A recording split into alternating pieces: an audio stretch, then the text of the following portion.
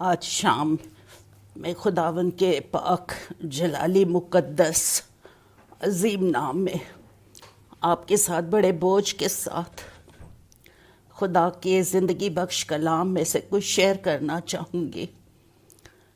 میں اس وقت اپنے گھر میں لیٹی ہوئی تھی، لیکن مجھے پاک روح کی انسٹرکشنز تھی کہ میں اس آیت پہ جو ابھی میں آپ کے سامنے پڑھنے جا رہی ہوں اس کو میں شیئر کروں، اور اس سے پہلے کہ خداوند کے غضب کا دن آ جائے اس فضل کی تلاش کر لیں جس فضل کا دروازہ ابھی کھلا ہوا ہے۔ ہو سکتا ہے بہت جلد بند ہو جائے۔ یہ آیت ہے حجی نبی کی، اس کے دوسرے باب کی 6 آیت ہے، کیونکہ رب الافواج یوں فرماتا ہے کہ میں تھوڑی دیر میں پھر ایک بار آسمان اور زمین اور بحر و بر کو ہلا دوں گا۔ عزیزو، ہمارا خداوند محبت سے پیار سے بھرا ہوا ہے، وہ کسی کی ہلاکت نہیں چاہتا ہے، وہ چاہتا ہے کہ سب کی توبہ تک نوبت پہنچے۔ لیکن اگر انسان اس غفلت اور لاپرواہی میں وقت کو گزارتا رہے گا تو عزیزوں آنے والا وقت بہت ہی خطرناک ہے، جس کا اندازہ شاید ہم کر بھی نہ سکیں۔ خداوند کے پاک نام کا شکر ادا کرتے ہیں جو ہم سے پیار کرتا ہے، اور اس نے اپنی محبت میں اپنا بیٹا ہی ہمیں دے دیا، اور اس کے بیٹے نے جو کچھ ہمارا تھا، لعنتیں، بیماریاں، گناہ، تقصیریں، خطائیں، سب کچھ اپنے اوپر لے لیا۔ ہم خدا کے فضل کو اس کے بیٹے میں دیکھتے ہیں، اور جب ہماری نظریں صلیب پر جاتی ہیں، آج شام میں مختصر طور پر جو خداوند چاہتا ہے، کیونکہ مجھے کچھ نہیں پتا تھا جب میں آج صبح اٹھی تھی کہ مجھے آج یہ آڈیو بولنا ہے، لیکن جب خدا کے پاک روح کی انسٹرکشنز ہوتی ہیں تو ہم اس آواز کو کبھی بھی مدھم نہیں ہونے دے سکتے ہیں۔ ہم خداوند کے غضب کے دن کے آنے سے پہلے کلام ہمیں بار بار تنبیہ کر رہا ہے کہ وقت کو غنیمت جانے۔ بے شک خداوند محبت ہے، اس کی سب سے بڑی خوبی محبت ہی ہے، لیکن اسی کے ساتھ ہم یہ بھی یاد رکھیں کہ خدا راست ہے، وہ عادل خدا ہے، اور گناہ کی چاہے وہ کوئی زندگی بھی ہو سزا دیتا ہے۔ خداوند کے کلام میں ہم خداوند کے دن کے بارے میں بہت سی جگہوں پر پڑھتے ہیں جہاں پر مختلف انبیاء نے اس کو لکھا ہے، کیونکہ خداوند کا روز عظیم نہایت خوفناک ہے، کون اس کی برداشت کر سکتا ہے۔ انبیاء نے اسے تاریکی کا دن کہا ہے، روشنی کا نہیں۔ جیسے کوئی شیر ببر سے بھاگے اور ریچھ اسے ملے، یا گھر میں جا کر اپنا ہاتھ دیوار پر رکھے اور اسے سانپ کاٹ لے، کیا خداوند کا دن تاریکی نہ ہوگا؟ اسے آپ آموز 5 باب کی 19 آیت میں پڑھ سکتے ہیں۔ یسایہ نے اس دن کو اس طرح بیان کیا ہے، یسایہ 13 باب کی 6 سے 11 آیت: اب تم واویلا کرو، کیونکہ خداوند کا دن نزدیک ہے، وہ قادر مطلق کی طرف سے بڑی ہلاکت کی مانند آئے گا، اس لیے سب ہاتھ ڈھیلے ہوں گے اور ہر ایک کا دل پگھل جائے گا، اور وہ ہراساں ہوں گے، جان کنی اور غمگینی ان کو آ لے گی، وہ ایسے درد میں مبتلا ہوں گے جیسے عورت زہ کی حالت میں وہ سراسیما ہو کر ایک دوسرے کا منہ دیکھیں گے اور ان کے چہرے شعلہ نما ہوں گے۔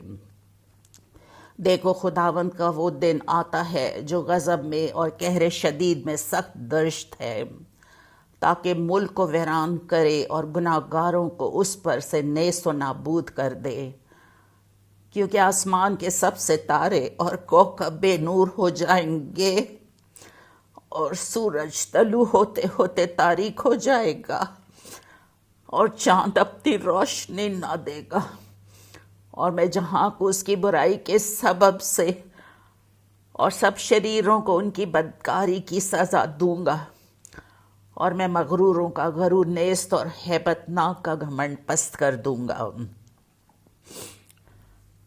خداوند یسوع مسیح نے بھی ہمیں خبردار کیا ہے، کیونکہ خداوند یسوع مسیح نے مقدس لوکا کی انجیل کے 21 باب کی 34 آیت میں اس دن کے بارے میں خبردار کرتے ہوئے فرمایا ہے کہ خبردار تمہارے دل خمار، نشہ بازی اور اس زندگی کی فکروں سے سست نہ ہو جائیں، اور وہ دن تم پر پھندے کی طرح ناگہاں آ پڑے، کیونکہ جتنے لوگ تمام روئے زمین پر ہوں گے ان سب پر وہ اسی طرح آ پڑے گا۔ بس ہر وقت جاگتے اور دعا کرتے رہو، تاکہ تم کو ان سب ہونے والی باتوں اور ابن آدم کے حضور کھڑے ہونے کا مقدور ہو۔ عزیزو، جیسے میں نے ابھی آپ کو پہلے بتایا کہ خدا کے فضل کا وقت ابھی ہے ہمارے پاس، کیونکہ جس طرح سے ہم دنیا میں ہونے والی آفتوں کو دیکھ رہے ہیں، کل جب میں نے یہ خبریں مختلف جگہوں پر جب زلزلوں کی پڑھی تو میرا دل اس قدر رنجیدہ اور اداس ہوا تھا کہ ان ساری آفتوں کو، قدرتی آفتوں کو انسان آتے ہوئے دیکھ کر بھی کسی طرح سے بھی ہوش کے ناخن نہیں لے رہا۔ ہر قسم کا گناہ، چاہے وہ چھوٹا گناہ ہو چاہے وہ بڑا گناہ ہو، وہ خدا کے خلاف بغاوت ہے۔ ہم خداوند کے کلام میں بہت سی جگہوں پر گناہ کی سزا کے بارے میں پڑھتے ہیں۔ حنانی اور سفیرہ نے بھی جب ان سے گناہ، جھوٹ کا گناہ سرزد ہوا تھا، جس گناہ کو ہم گناہ ہی نہیں سمجھتے ہیں، تو ہم ان کا انجام اعمال 5 باب میں پڑھتے ہیں۔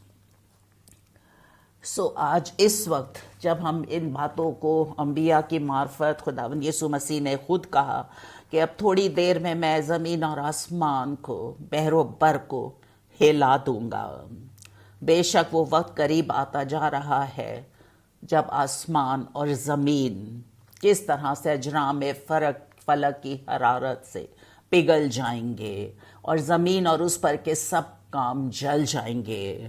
آج اس دنیا میں رہتے ہوئے زمین پر نہ جانے کیا کیا منصوبے بنا رہے ہیں کہ ہم یہ کر لیں گے، ہم فلاں چیز بنا لیں گے، ہم فلاں چیز بنا لیں گے۔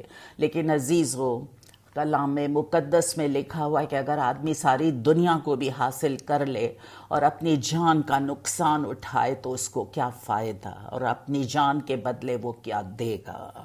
لیکن آج میں شام آپ کے ساتھ مختصر طور پر یہ ضرور بتانا چاہوں گی کہ خدا کا وہ فضل جو اس کے اکلوتے بیٹے ہمارے نجات دہندہ خداوند یسوع مسیح میں صلیب پر ظاہر ہوا ہے، وہ سب کچھ تبدیل کر دیتا ہے۔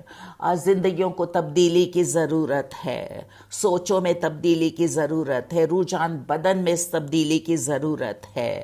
جب اتنی بڑی نجات کا الہی انتظام ہمارے لیے کیا جا چکا ہے تو اس نجات کے الہی انتظام سے غافل نہ رہیں۔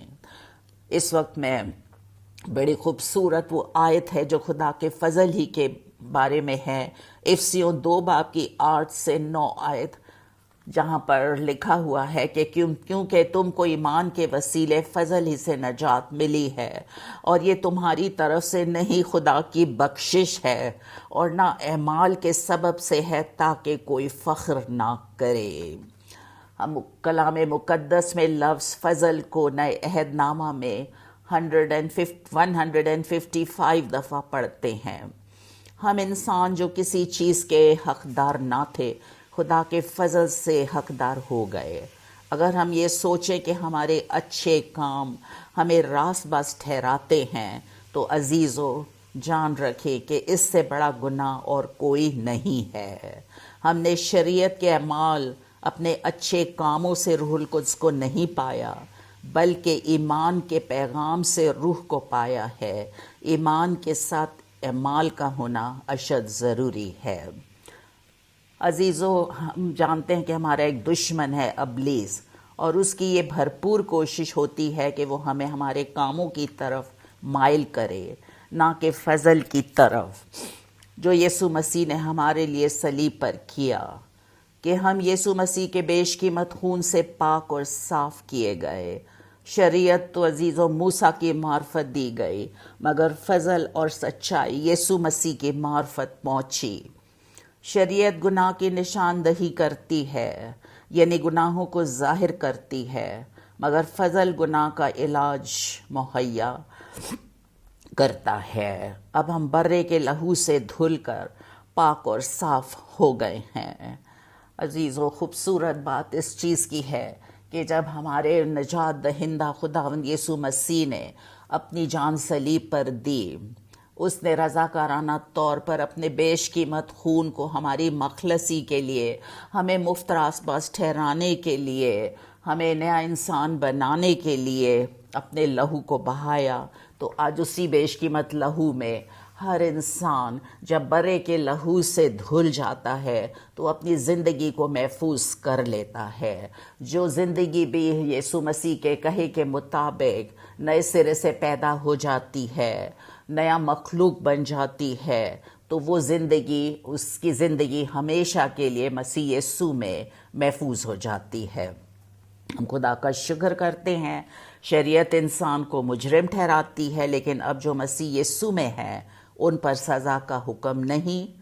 ہم نے نجات یسوع مسیح پر ایمان لا کر حاصل کی ہے۔ ابراہیم بھی ایمان کے وسیلے راست باز ٹھہرا۔ ہمارے کرمزی گناہوں سے ہماری خلاصی برے کے لہو سے ہوئی ہے۔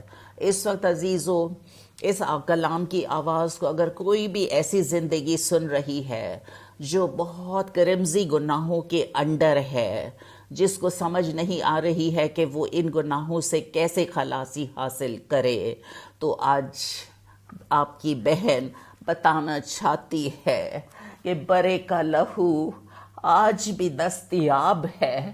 جو سچے ایمان کے ساتھ، پورے دل کے ساتھ، دل کے الزام کو دور کرنے کے لیے بدن کو صاف پانی سے دھلوا کر اور بدن پر کس طرح سے بیش قیمت لہو کے چھینٹے دے کر یسوع کے پاس آئے گی، تو یسوع ہاتھ بڑھا کر اس زندگی کو قبول کر لے گا۔ خداوند یسوع مسیح مہلک سے مہلک گناہ میں زندگی گزارنے والی زندگیوں کے لیے ہی تو اس دنیا میں آیا، اور آج وہ فضل کا دروازہ ہم خداوند کا شکر ادا کرتے ہیں کھلا ہوا ہے۔ خداوند نے بڑے پیارے الفاظ یرمیہ 2:21 آیت میں فرمائے ہیں۔ خدا فرماتا ہے، ہر چند تو سجی سے دھوئے اور بہت سا صابن استعمال کرے تو بھی تیری شرارت کا داغ میرے حضور عیاں ہے۔ دنیا کے صابن، دنیا کے صرف سارے آپ استعمال کر لیں، لیکن وہ شرارت کے داغ کسی طرح سے بھی نہیں مٹ سکتے ہیں۔ اگر شرارت کے داغ دھل سکتے ہیں تو وہ صرف برے کے لہو میں ہے۔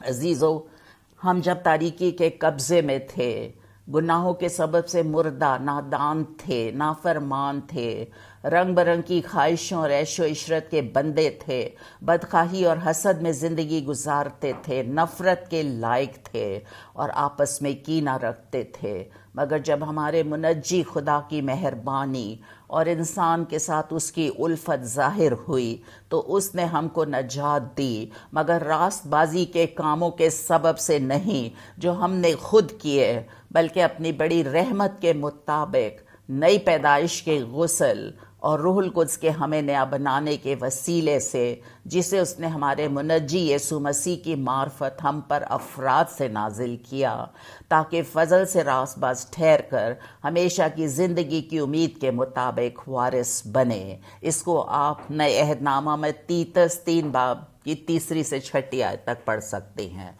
ہم یہ بات اچھی طرح سے عزیز و ذہن نشیں کر لیں کہ ہم میں سے کوئی بھی اپنے کاموں سے خدا کو خوش نہیں کر سکتا، کیونکہ اگر آپ اپنے اچھے کاموں کی فہرست بھی بنا لیں تو ہمارے اچھے کام گندی دھجیوں کی مانند ہے، گندے لباس کے مانند ہیں۔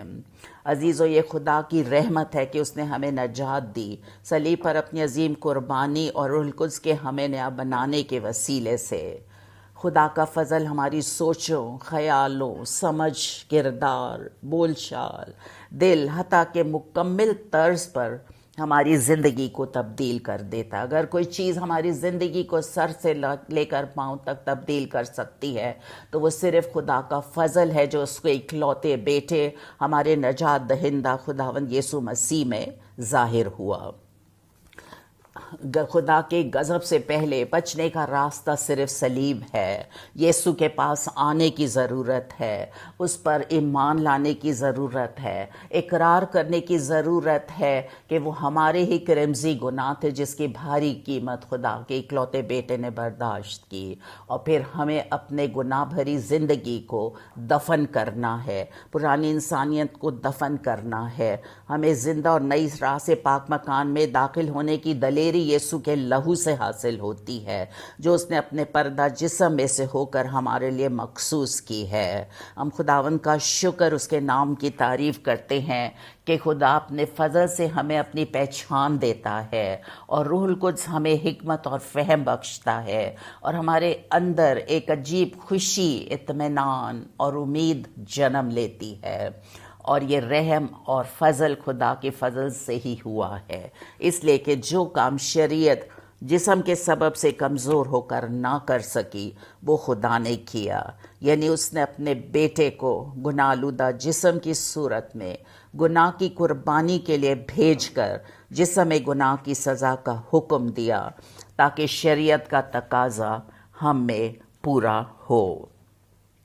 عزیزو، اگر اس وقت آپ میں سے کوئی بھی کسی بھاری بوجھ تلے، یعنی فکر، پریشانی، اداسی یا مایوسی یا انجانے خوف، اپنے مستقبل کے خوف، اپنے بچوں کے مستقبل کے خوف کا شکار ہے، تو ان سب کاموں کو اسی لمحہ اس کلام کی آواز کو سن کر چھوڑ کر فوراً اسے ایمان سے خداوند کے قدموں میں ڈال دیں، اور خدا کا فضل حاصل کر کے آزاد ہو جائیں، اور آزاد ہونے کے بعد دیانتدار نوکر کی مانند دوسروں کو بھی خداوند یسوع مسیح کے فضل کے بارے میں بتائیں۔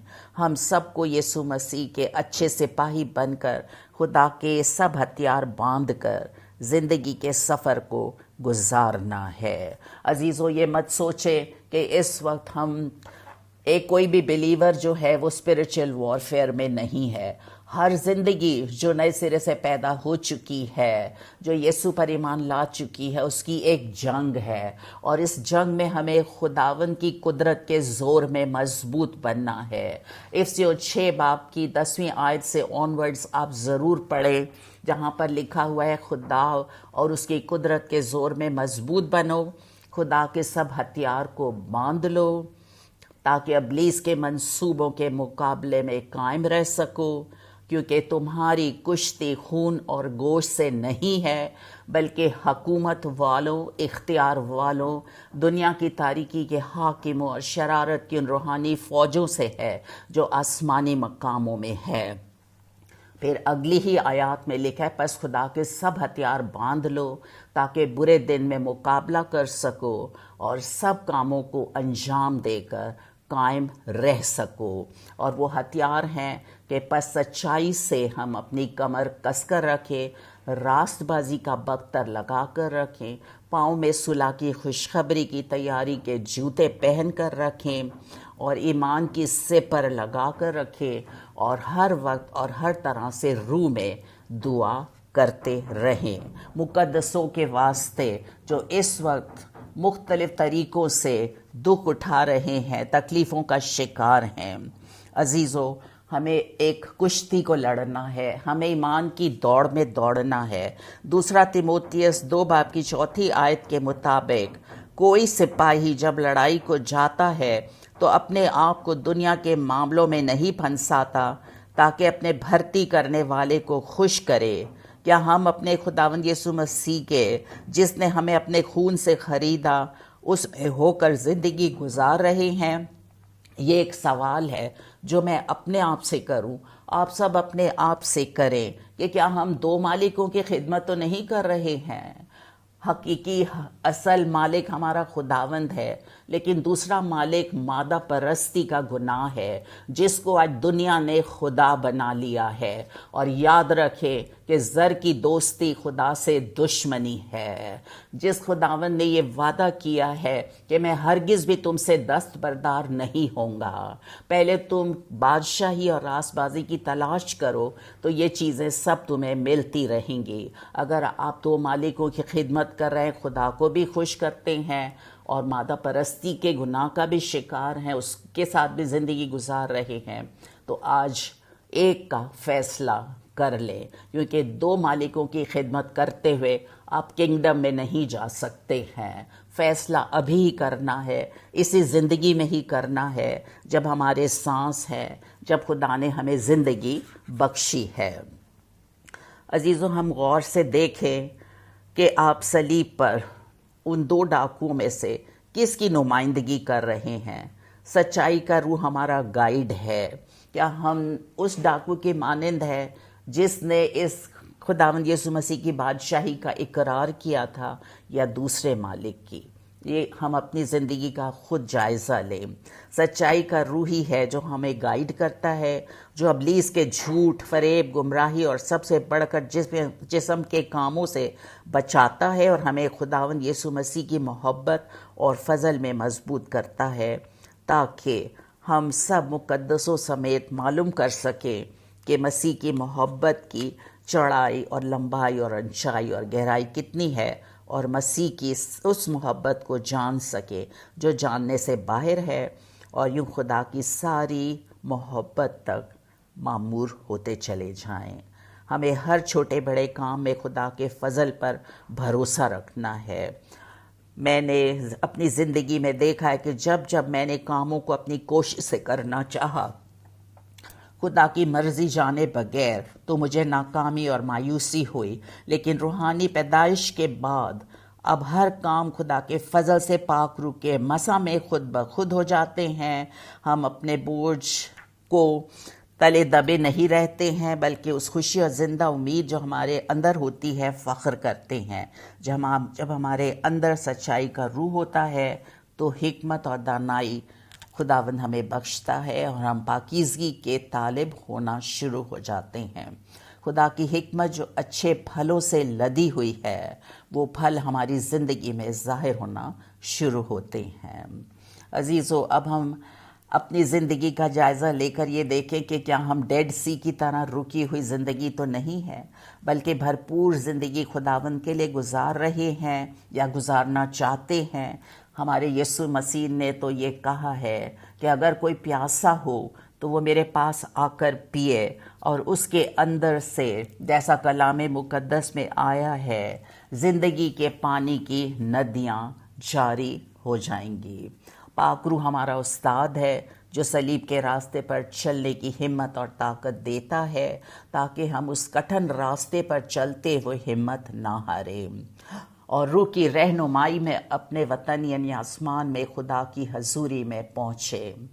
اس لیے غور سے خداوند یسوع مسیح کے الفاظ کو سننے کی ضرورت ہے جو اس نے مقدس یوحنا کی انجیل کے 3 باب کی 3 آیت کی 5ویں اور آنورڈز آیت میں شرع کے معلم نیقودیمس سے کہے، جب وہ رات کے وقت یسوع مسیح کے پاس آیا تاکہ نئی زندگی کے عظیم بھید کو سمجھ سکے۔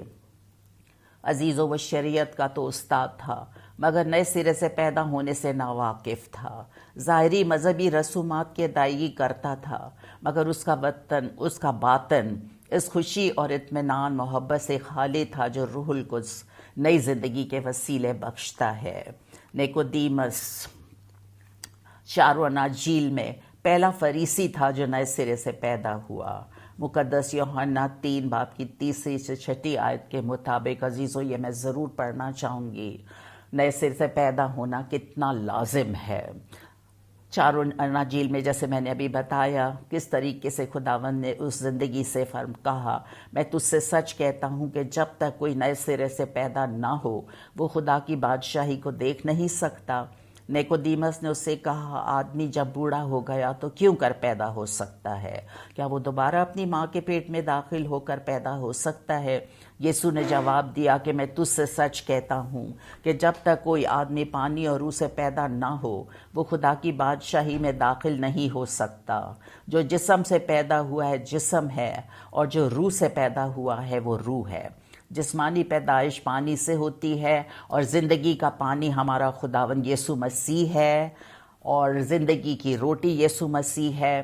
زندگی کے پانی جیزس سے پیدا ہونا ضروری ہوتی ہے، کیونکہ ہمیں نئی زندگی ہمارا خداوند یسوع مسیح دیتا ہے۔ خدا کے کلام کو بھی پانی کہا گیا ہے۔ نیکودیمس جسمانی پیدائش سے تو واقف تھا، اسی لیے اس نے کہا کوئی آدمی دوبارہ اپنی ماں کے پیٹ میں داخل ہو کر پیدا کس طرح ہو سکتا ہے؟ عزیزو، روح سے پیدا ہونے سے مراد روح سے پیدا ہونا ہے، خدا سے پیدا ہونا ہے، کیونکہ جو جسمانی پیدائش ہے وہ جسمانی پیدائش ہے، اور جو روحانی پیدائش ہے وہ روحانی پیدائش ہے۔ خدا سے رشتہ قائم کرنے کے لیے روح سے پیدا ہونا ضرور ہے۔ پہلا یوحنا 4:7 کے مطابق محبت خدا کی طرف سے ہے، اور جو کوئی محبت رکھتا ہے وہ خدا سے پیدا ہوتا ہوا ہے اور خدا کو جانتا ہے۔ ہمارا خداوند یسوع مسیح روح کا رشتہ ہے۔ جو زندگی بھی خداوند سے محبت رکھتی وہ اس کے ہر حکم پر دل و جان سے عمل کرتی ہے۔ عزیزو، نئے سرے سے پیدا ہونے کے لیے کسی انسان نے ہمیں نہیں کہا، خود خدا نے فرمایا ہے کہ خداوند کسی کی ہلاکت نہیں چاہتا ہے بلکہ چاہتا ہے کہ ہر ایک کی توبہ تک نوبت پہنچے۔ آخر میں عزیزو صرف اتنا کہنا چاہوں گی کہ آپ سب نے بھی یہ زلزلوں کی خبر سنی تھی، اور آنے والے اب جو زلزلوں کی تعداد ہے اس کی تعداد کلام مقدس کے مطابق بڑھتی جائے گی۔ وہ جانے کل جو موت کا لقمہ ہو گئی ہیں خداوند، کل ہی ہم نہیں جانتے کہ ان میں سے کتنی زندگیاں بورن اگین تھیں جو خداوند کو جانتی تھیں، لیکن عزیزو آج ہم جو زندہ ہیں جن پر شلیوک کا برج گرا تھا مقدس لوکا 13 باب میں، تو وہاں پر خداوند یسوع مسیح نے کہا تھا کہ کیا تمہاری دانش میں وہ تم سے زیادہ قصوروار تھے؟ جو کل زلزلے کا شکار ہوئے کیا وہ ہم سے زیادہ قصوروار تھے؟ یسوع مسیح نے کہا ہرگز نہیں، اگر تم بھی توبہ نہیں کرو گے، جینیون توبہ نہیں کرو گے، روح سے پیدا نہیں ہوگے، تو سب اسی طرح ہلاک ہوگے۔ فیصلہ آپ نے خود کرنا ہے۔ آنے والا غضب کا وقت بہت سویر ہے۔ اپنی زندگی کو، اپنے بچوں کی زندگی کو خداوند یسوع مسیح میں محفوظ کر لے۔ آج وقت ہے، وقت کو غنیمت جاننے کی ضرورت ہے۔ خداوند اس کلام کی روشنی میں ہم سب کو کلام کے وسیلے کثرت سے بلیس کرے، اور اپنی اپنی زندگیوں کا جائزہ لینے کا فضل عطا کرے۔ ہم خدا سے دعا کریں، دعائیہ زندگی میں خدا کے پاک روح کو دعوت دے جو ہماری کمزوری میں ہماری مدد کرتا ہے۔ آمین۔